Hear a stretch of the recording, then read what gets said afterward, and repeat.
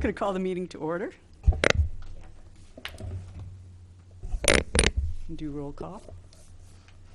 Ms. Hedlund, Present. Mr. Jacobson, Ms. Makowski, Mr. Morrison, Here. Mr. Patterson, Here. Ms. Salmon, Here. Ms. Waller. Okay. I don't believe there are any changes to the agenda. So next we're going to move to approval of minutes of the previous meeting. Does anybody have any questions or comments on the minutes? Okay. All in favor of approving the minutes, say aye. Aye. No opposed? Okay.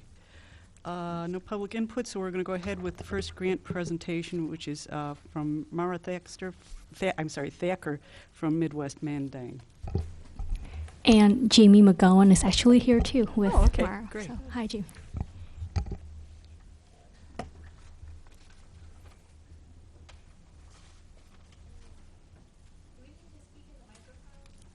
Yes, please. Yes. Yeah.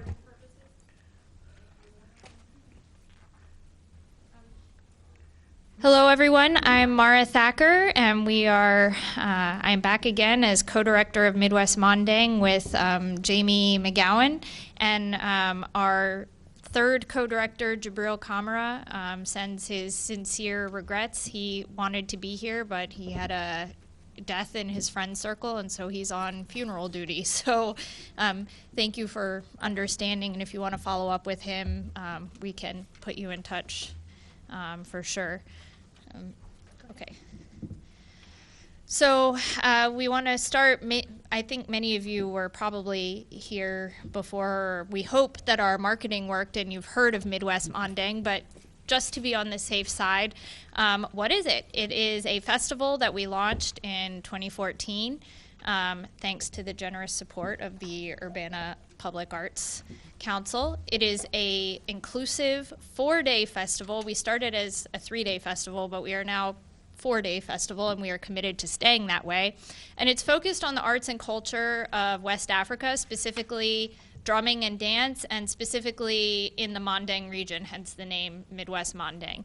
As part of our inclusivity, we have a free and educational performance for families and geared towards children at the Urbana Free Library. I would also like to highlight that we make all of our workshops available freely to senior citizens and children to try to get people from across the age spectrum involved. We have a community dance party. We had 14 drum and dance workshops for all level learners, and then we introduced, this is how we expanded to 4 days, some introductory classes geared specifically towards the local community. And one thing that, just sort of a fun factoid that I enjoyed is at our beginning drum workshop, we actually had 2 parents, and they brought their 3-year-old, and so we had our youngest ever attendee trying to learn djembe at the age of 3. Do you want to trade off? Okay. So the image that you see, or that hopefully you're seeing, is the postcards we handed out to advertise our event. We had a lot of partnering organizations and businesses without whom we could not have put on this program, and that there's a full list there, but of course that includes a lot of campus units and departments, as well as a lot of Urbana businesses, Red Herring, Sitara, H2O Nail Salon, Salon and Spa, Wisecamp Printing, which I guess is across both, but we had to have a lot of support from different businesses. And I should also say Channing Murray Foundation was also one of our supporters by donating some space for the introductory workshops. So a broad overview by the numbers, because I always find these sorts of things interesting. So we had 150 attendees representing all sorts of ethnicities, races, ages, education levels, classes, fitness levels. I mean, you picture a type of person and they were probably attending our event, at least we hope so. So it was 4 days of events. We had 8 renowned West African artists and instructors. I could tell you all of their names, but I'm not sure that they would mean anything to you. So what I like to do as sort of an analogy is imagine if you were into pop music and the person leading the workshops was Michael Jackson or Katy Perry. Like, these are the gold standard. And so it is a really amazing opportunity to be able to bring them into this town and have people interact with them and learn from them. So we had them lead 16 world-class workshops. We had an African marketplace also as part of our event, and they were all minority-owned businesses. One of the other people on our board, her name is Susan Agwal, and she's our community outreach person. And she worked really hard to try to sort of make connections with different businesses, especially minority-owned businesses, to invite them in and be a part of the event. We kept the cost for that to be part of the marketplace very low, just to, we didn't basically make any profit off of it because we wanted there to be as few barriers to participation as possible. And then the overall cost for putting on this event was, and I would say only $21,000 because it was 4 days of, world-class entertainment and education. So a picture is worth 1,000 words, right?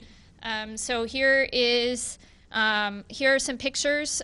We have some of our drummers playing for our dance class. The picture in the middle is the large group of people we attracted from St. Louis, who all came down to study with their favorites. Then we have in the top right, Yusuf Kumbasa, who is one of the best Ghanaian dancers in the world. And then in the bottom, because we like to, be gender inclusive as well, we have Jenaba Seko from Mali and Mariatu Kamara from Guinea, who were also dance instructors. So next steps. We are already planning 2016. It's never too early to get started.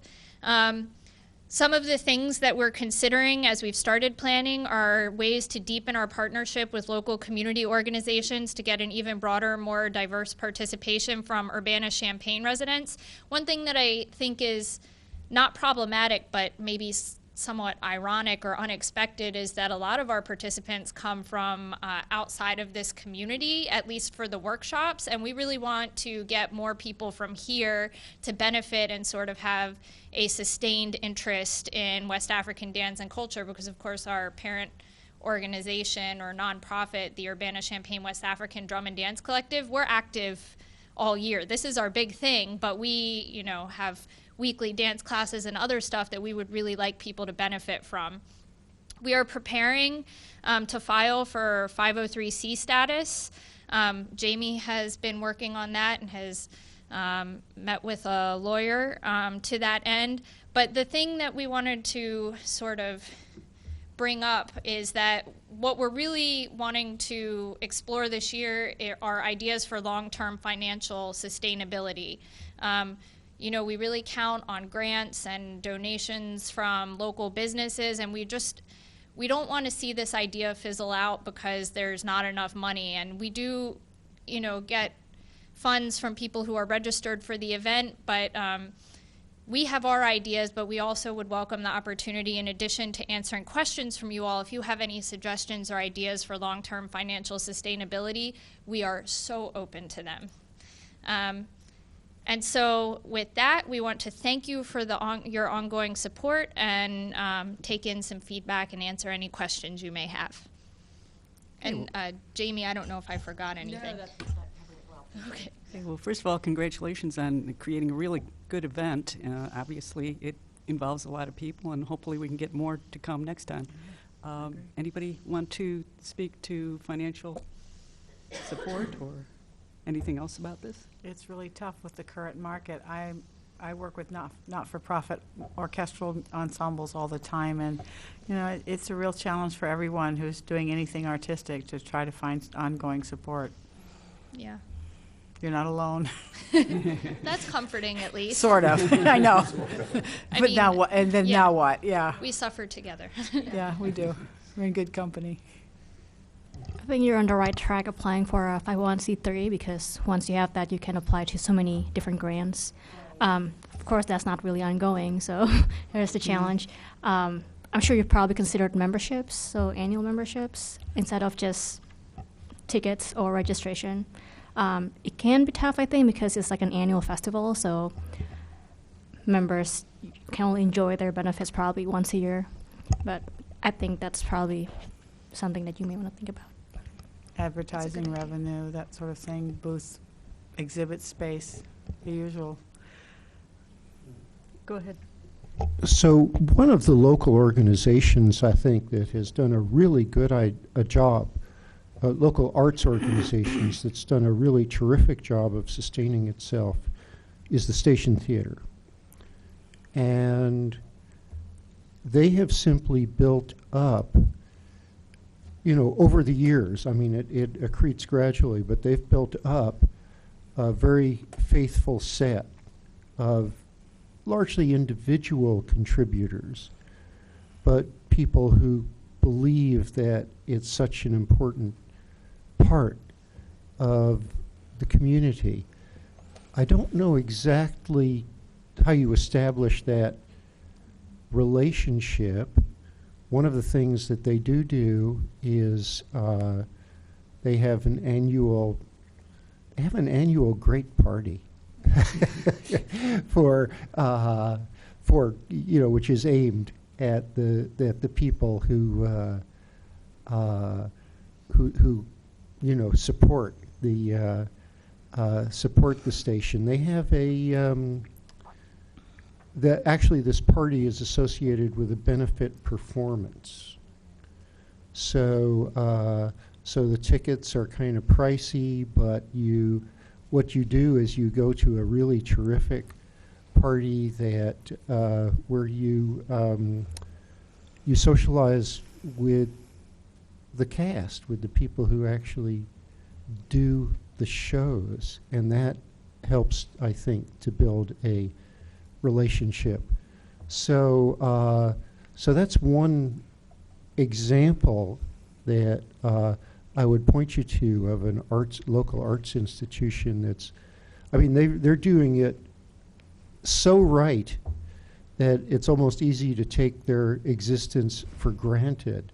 They've always been there, they always will be there. Well, no, you can't take it for granted. But they have a terrific formula for figuring out how to make a relationship with a sustaining basis of donors. They also keep their costs down by not paying the performers. That's right. That's right. The performers are, we happen to have in Champaign-Urbana a group of people who have professional level talent, but they have other jobs. Instead of trying to get into that cutthroat performing, arts world. And yeah, so that's definitely a big advantage. But yeah, so you have to figure out how to sort of sort that out. Of course, you've got locally now maybe a number of people who are trained who could maybe aren't too bad to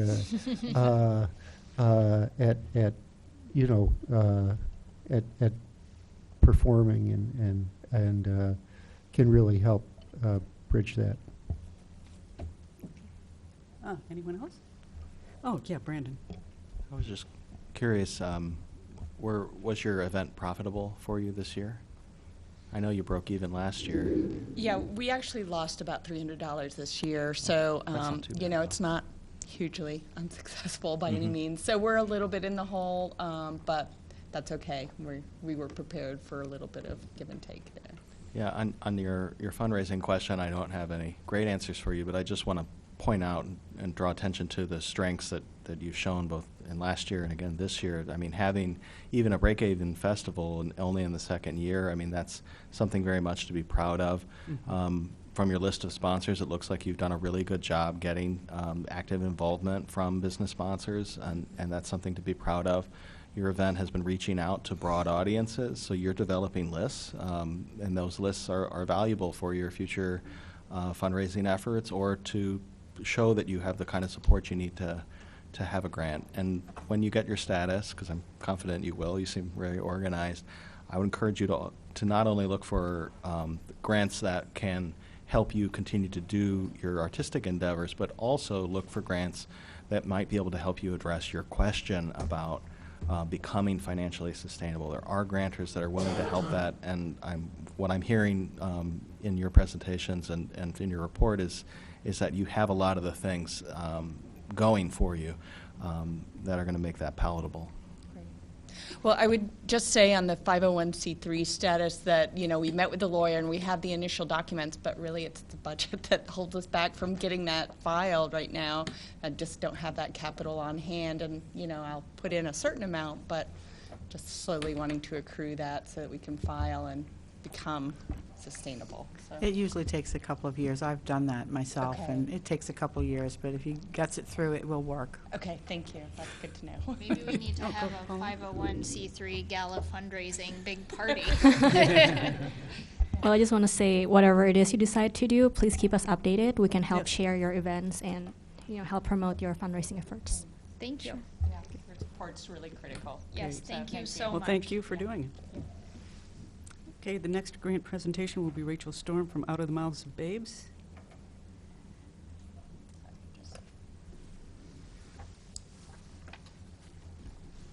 I'm moving. I'm just trying to. Don't rush.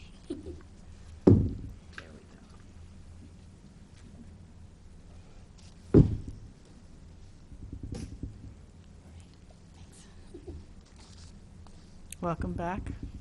Hello. Hi. How is everyone this afternoon? Hi. Good. Let me pull this presentation up. Must be brown eyes. Well, I'm Rachel Storm, and by day, I am the Assistant Director of the Women's Resources Center on campus, and by night/summer, I am the Director of Out of the Mouths of Babes, a youth media project, and I'm really excited to be here and to have an opportunity to report out to you about how this past summer went. This was our fourth summer. But for those of you who don't know, Out of the Mouths of Babes is a 12-week radio project that invites Urbana area youth to become youth correspondents. This is a radio show where kids comment on social, political, and cultural happenings, but it's particularly a diversity education and arts-based learning program. So it's a summer program that lasts 12 weeks, every Saturday for about 2 hours. Youth are taken on various field trips throughout the Champaign-Urbana community to connect with cultural workers and local artists and different arts-based organizations or cultural-based organizations in town. We try to create for them a schedule that both reflects a diversity of arts mediums, so visual, performing, experimental arts, kind of technological arts, and also that reflect kind of a diverse array of cultural and ethnic identity education. So that's really kind of part of what we seek to do. We also want to connect youth with kind of local gems in the Champaign-Urbana community. This is a report on year 4. And in all of these years, I've never repeated the same visit or the same field trip. So we've had youth that have come to register for the program year after year, and they've hopefully never been bored throughout any of those experiences. But basically, Out of the Mouths of Babes is designed for youth between 5 and 10 years old. We do have sibling groups, and this year we tried to introduce some incentives for making sure that siblings and families, and we really are eager to kind of make this program very accessible to low-income families in Champaign-Urbana who don't often have as much access to summer youth programming or after-school programming. So we make a lot of incentives in terms of sibling rates and that, and sliding scale fees for the youth that participate. We teach the youth about media and journalism skills, so they learn about how to conduct an interview at every single one of the events that they attend. They do individual interviews, they interview each other, and they also hold a press conference with the artists or the group that they're visiting. And they have some practice then in doing some reflective writing where they have some support, especially the younger ones, for coming up with generative questions, and then they'll use those questions to conduct the press interview. All of this is recorded on our audio recorders. We take that, and our production editor, Ron Kester, who probably many of you know in town, also manages a couple different radio shows, has been helping us for the past few years to assemble those into weekly radio episodes. We have an album every year that we produce, and I have a copy that I want to give to all of you so that the city has a copy of this year's as well. This is a photo of them going to do a bilingual yoga workshop with Citlali Stanton, who's a bilingual instructor and a yoga teacher in town. And this was at La Casa Cultural Latina, so they also learned a little bit about our Latino Cultural Center on campus. But really, our desire is to connect youth to both the arts and cultural learning in Champaign-Urbana. We had a number of youth participate in the program. A number of them are siblings, and as I said before, there's a few families who have actually been involved since the inaugural year. And one of the things that is happening now is we're seeing a lot of people begin to age out of the program. So we have particularly a group of girls that are mostly aging out of the program, and as you may know, thankfully the Urbana Public Arts Commission also gave us some funding to produce Girl Radio, which I'll be presenting on at a later date. But that's really our kind of middle school-ish age girls radio program, and so we're really excited to introduce that this year too. This is an example of them doing kind of dance and performance art with Laelia Wildman. She's a local performance artist, and this was at the Department of Dance on campus. They also went to the Art Theater Co-op and met with Austin McCann, who gave them a tour of the behind-the-scenes parts of the Art Theater, and they got to watch The Red Balloon, the classic film, The Red Balloon, and they did some film analysis and film criticism with him. We had 9 full episodes, 12 events, 15 youth enrolled, and 7 different cultural practices and art forms. We have approximately 75% low-income registrants. And that should say 4 years, but we've had 0 repeat venues in 4 years. We're already starting to think about the schedule for this summer, so that's another area where if you all have ideas, I would love to hear them. The youth take notes, so they each are given a notebook. They're taught to kind of engage in observational learning, so we're trying to help them use the 5 senses. We have a number of activities that we do, and this year, prior to the summer, we offered a couple of youth indie media arts labs, which were day-long trainings for youth in that age group who came in through a number of activities throughout the day at the Independent Media Center. They learned how to engage in citizen journalism. So they learned how to note take, what are some of the things that we pay attention to, and because our focus is on radio, they pay a lot of attention to how to make good radio, and that's really the focus of a lot of what we do, which has everything to do with keeping hands quiet to things like making sure that if we say, how many of you, and ask a question, that we don't just raise hands, but we actually make audible descriptions of what's going on. So they really learn what's good for radio, and it's really interesting over the summer to see them start to take those lessons in and actually remind each other, you didn't say what you were doing, or can you guys describe the room, and that sort of thing. So we start to get those atmospheric descriptions of what's happening as well. We record everything that's going on, but then we often will take youth during an event that's going on. We'll take maybe groups of 2 or 1 by 1, kind of to a quieter area, and then interview them about what's happening. And so that's a lot of how we create content for each episode. This summer, we also brought the kids to the Women's Resources Center. They had a punk show with local band Nectar that also gave them a zine making workshop, so they learned how to kind of self-publish their own work. And this is them having a dance party with some really awesomely loud punk music that they were all for, except for maybe 2 people who were like, what is this? Which was fun. And this is them showing off some zines that they made that day. They learned how to make 8-fold zines. And they learned, were able to take home kind of examples of how to fold an 8-fold zine so that they could learn that lesson and take it home as well. This is just a lineup of what they did this summer. So again, they did a bilingual yoga class. They did Viewpoint Theater with Latrell Bright. They went to the Fab Lab for an embroidery workshop. They went to Spurlock Museum for an art and history tour through time. They went to the Art Theater for the screening of The Red Balloon. and the other two I already mentioned as well. The last one, which was with Laelia, the photo that you saw earlier, was called the Inventors Dance Party, and we actually utilized costumes from the costume closet. They were able to make up kind of alternative identities for themselves, and they did a little practice in storytelling, and that's been really interesting to see too. You may recall that last summer we did a puppetry workshop, and I think one of my favorite moments from last summer was that Mark Enslin had them take a tea bag and tell a story based on thinking about the tea bag as a puppet, because anything can be a puppet. And we had one girl just run with it and start talking about having a little voice and the tea bag suddenly like feeling something warm nearby and realizing it was going into hot water, and this whole narrative, and it was really fantastic. So we really try to encourage them to be creative through this project. This is examples of kids helping each other out at Makerspace. This is kind of an example of one of our volunteers taking an audio recorder and recording the observations of the youth as we're at events. This is obviously at Spurlock Museum. And again, all of this audio is then assembled into the radio show. So if you want to connect with Out of the Mouths of Babes beyond today, obviously we have a website. We're actually undergoing redoing the website a little bit, so that should change pretty soon. We're pretty active on Facebook, so that's where we post full photo albums. If you want to see any more photos from this past summer, you can see every bit, as well as we use our SoundCloud account to upload all of our episodes as podcasts, and all of those are reposted to the Facebook and website, so you can see and hear those as well.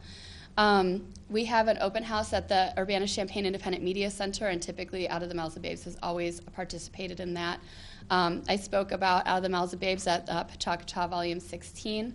We've also participated in the YWCA at the University of Illinois Women in Leadership Program, where I've been working with a group of college-age student women who are also working on developing Out of the Mouths of Babes. And this year I'm also working with a group on developing Girl Radio, and they're going to help with the Girl Radio camp that we have coming up. Again, just some other pictures of our events from this past summer, and was really excited. This is them again at the Fab Lab, where they did embroidery workshops. This was probably the largest press conference they did all summer. So they had a lineup of probably 10 people that were working the Fab Lab that day, and they interviewed all of them. One thing that's kind of nice is them learning over time how to conduct an interview, especially with a level of courtesy and that sort of thing. So they actually identify themselves, what radio show they're with, and then they ask for an interview. They learn to thank people after the interview. All of those kinds of kind of journalistic politeness. And then to let you know about some other things coming up in our future, we're going to continue doing the Indie Media Arts Labs in between our different summer programs. And obviously the next thing on our docket is Girl Radio Inc., which we've turned into a weekend-long camp. And that's going to be targeting middle school girls coming up here really quick. It's actually the 2nd and 3rd of April. And what's exciting about that is it's one full day and then a half day. And the program is designed to kind of teach young girls to think about what it means to be a girl, what are some of the things that they face. This program was actually developed in conjunction with some of the girls who are aging out of the Mouths of Babes. So we hosted 2 focus groups last summer and actually connected with them. They decided a bunch of information about what kind of workshops we would offer, and then we took that information to build it for them.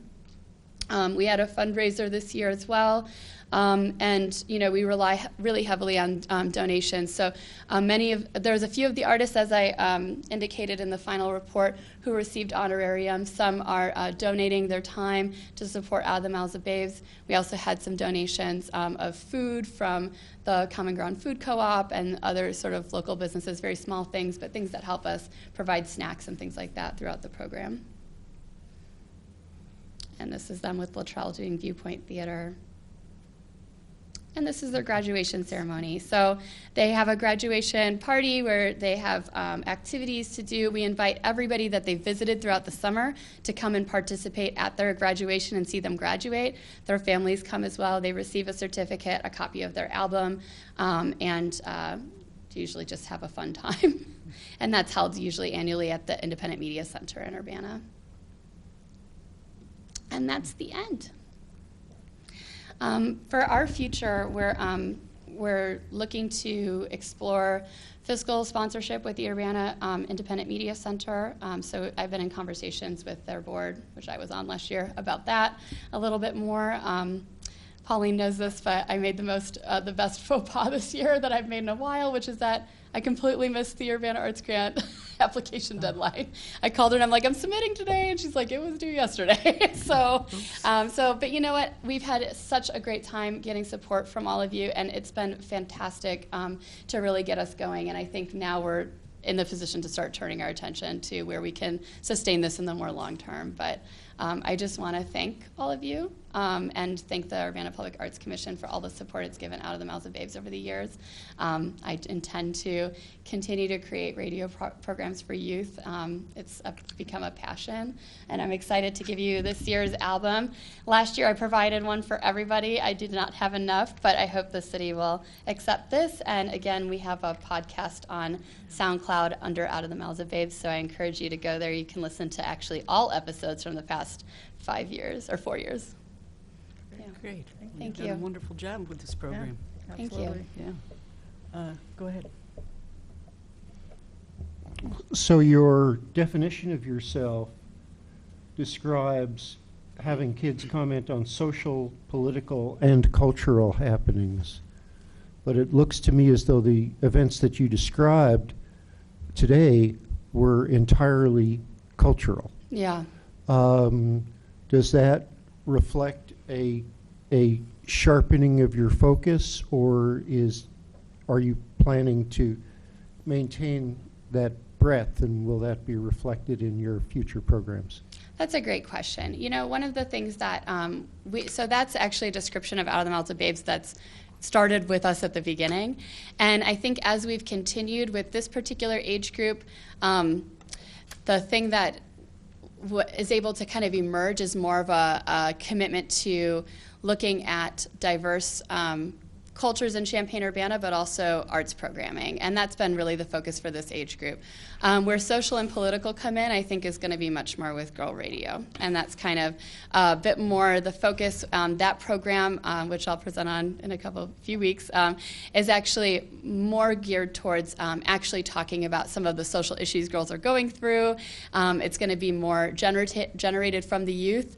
With 5 to 10-year-olds, it can get really challenging or heavy-handed to talk about those issues. At the same time, there's certainly been times in the past with Out of the Mouths of Babes that the work is incredibly social and incredibly, I think we could argue, political. You know, we've talked about, for instance, last summer they went to Learman Neighborhoods Community Garden, and they learned a lot about food deserts, and they learned about inaccess to food, what it means to talk about like food and body image and these sorts of things, and what it means to grow a garden and in the face of, you know, a lot of industry. And I think that's, you know, that could be arguably a political conversation for 5-year-olds and to 10-year-olds to have, but it was a really wonderful conversation. So you're right in pointing that out. I think there has been a bit of a shift in our focus for Out of the Mouths of Babes, but we still try to weave as much as we can of the, you know, social justice learning that we want to do as well. My background is that, you know, I'm trained in diversity and social justice education, so that is always going to be a focus of mine, and I do try to weave it into the work that I do. But I think we're still playing with like how to do that in the most age-appropriate way for that particular group. Does that answer your question? Yes. Okay, good. Well, I just wondered how much availability of programs and the timing of things that were going on that you had to pick from may have also affected the decisions you made. Well, and that's actually a good point. One of the things that we did end up replacing on the schedule that I'm hoping to pick back up with this year was that they were going to visit Randolph Street Community Garden and actually do a storytelling with Don Blackman around Itsy the Spider. And so we're hoping to do that this upcoming spring, but we got rained out. So that was one of the reasons why that didn't happen. But we do try to have, you know, it is arts programming, but I think when it becomes social is when it's not so obviously arts. So we've had them go to the Red Herring and learn about, you know, growing local food, what it means to support, what it means, why people might choose to be vegan, like these sorts of questions, which is more of a social question, I think, than an arts-based one. Okay. Anyone else have comments? Okay. Thanks very much for doing a Thank great you. job. Yeah. Absolutely. Thank you so much. Who do I give this to? Pauline. Pauline. Thank you. Okay. Absolutely. Okay, next we'll have our monthly progress report.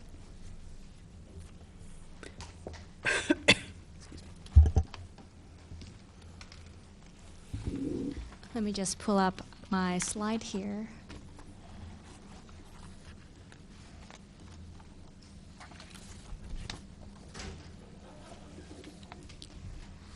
Okay.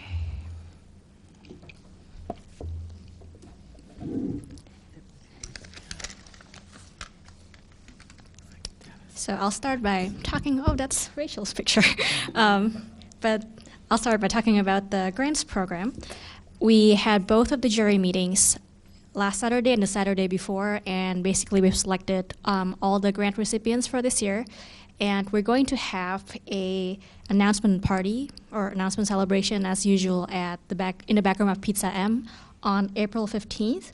So I will email you about that, and if you can RSVP to me by April 12th or so, that would be great. I hope you can make it. This is a great event for you to meet the grant recipients, but also people who serve in the jury and city officials too, and it's a good place to share ideas. And yes, What time does it start? it's 5 to 7.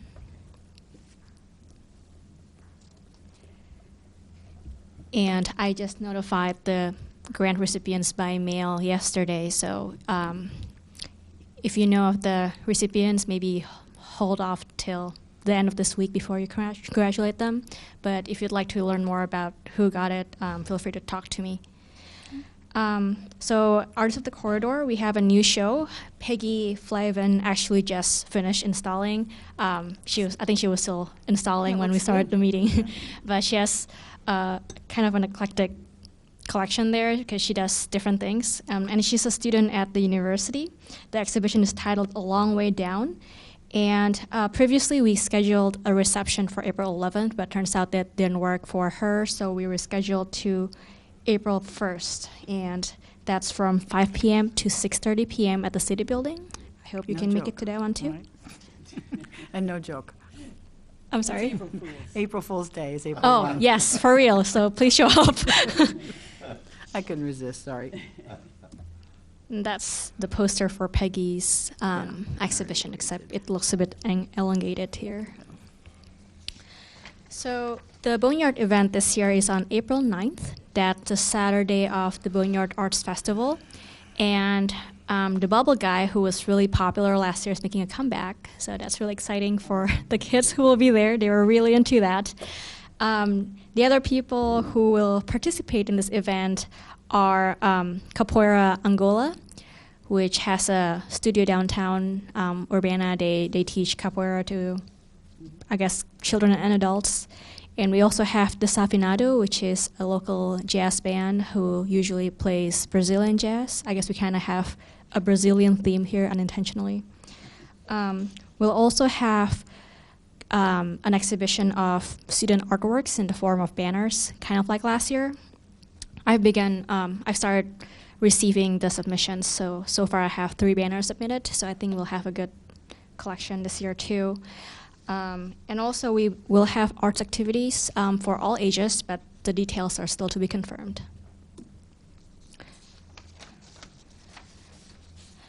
For Art at the Market, we've had a selection panel too for this, and John served in the jury for that. And we selected 6 visual artists to teach art workshops and 6 performers or groups to perform at the market. And these are the musicians that will perform this year. So Macville, Matt and Tom Torino, the Music Boxers, which mostly I believe comprise of C4A faculty members, and then Bones Jux, pictured here, who also performed last year, Los Guapos, and Elizabeth Simpson is singing in a jazz band. And we have various art workshops as well, including screen printing and kind of really simple sewing to make plushies, but in a safe way so that children can participate. So in the past month, I published this survey about Stranger Reduction Zone. So both the Public Arts Program and the Free Library promoted or spread the word about the survey, and we didn't get too many responses. We got about 36, but about 70% said they really like it and they hope it will stay. So I think that's pretty good feedback. And the March episode of Art Now has Huan Yan, who is an abstract expressionist, I believe, painter and educator, and Jeannie interviewed her at her home. And if you want to watch it, it's on UPTV, of course, and it's also online at urbanaillinois.us/artnow. And I have one more item. So marketing, we have, as usual, we have Facebook, Twitter, and Instagram accounts, which have all been growing substantially. And I'm working on an ad for Smile Politely to promote the new Art Now episode and the new Artists of the Corridor exhibition. So that's all for me. Oh, yes. So I put this booklet in front of you. So this is still a draft, so keep that in mind. But please take this home and I guess read through it if you get a chance and let me know what you think. I will present this at a council meeting sometime in April. And I know we haven't talked about the proposed plan for next year yet, but I apologize for the delay. I just need more time, so I think we can discuss that next meeting. Mm-hmm. Did you design this? Yes. It looks fabulous. Oh, thank you. Thank you. When I think of, I have a history of these brochures over the years, and this is definitely Oh, yeah. high end. Oh, thank you very This is much. a great evolution and an improvement, for sure. A new standard. A new standard, yeah, you've really raised the bar. It looks great. Yeah, I think it helps to have something visual because, the council, except for Eric, doesn't hear about the public arts program every month, Right. so it helps to have the charts and whatnot. Yeah, go ahead. So this gives me a new insight, and I realize that to properly appreciate the sculpture in front of the city building, I have to lie down on my stomach and get a worm's eye view. It looks much more impressive from that vantage point. And Lucky for me, this picture is actually pretty old, so I don't know if it was Lisa or Christina who had to lie down, but it wasn't me. I can't take credit for that. Okay, does anybody have any announcements they'd like to make before we I do. go ahead? So I feel like I had the postcard with me, but I guess I don't. So the Eric Show is Oh, yeah. a high school art show that 40 North organizes every year, and I think it's this Thursday.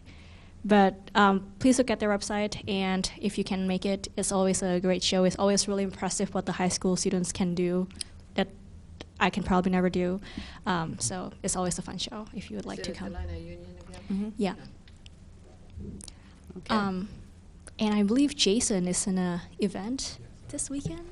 Yes, I always forget the things that I'm doing.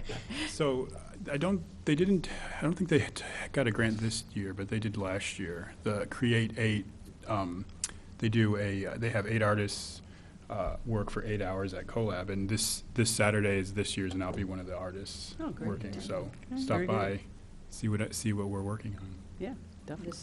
this Saturday. Yeah. Is it Oh, what a time? joint project or different projects? All 8 artists are doing different things, and it's I believe it's 10 to 7 o'clock. Okay, Yeah. great. And can I have one more announcement? So I sent out that survey for the commissioners to fill out, and I haven't heard from everyone yet. So it's still open. So if you could spare 30 minutes to fill that out, that would be really helpful. So far, the responses that I've got, it's really helpful to me. I think so. I'd love to hear more. Thank you. All right, would someone like to move for adjournment? Second? We're adjourned.